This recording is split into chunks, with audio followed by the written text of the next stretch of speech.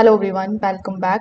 In this video, I'm going to show you exactly how to set up your Linksys Velop Micro S Mesh Wi-Fi system step by step. So first of all, you just have to unplug your modem and simply wait for about 30 seconds. Now you need to take the main Velop Micro 6 node and connect it to the modem using the included Ethernet cable. Afterwards, you just have to plug the cable into the modem and the internet port on the Velop unit. Afterwards, simply connect the power adapter and wait for the LED light to begin pulsing. This usually means that the node is ready for the setup. After doing so, you just have to download the Linksys application on your phone.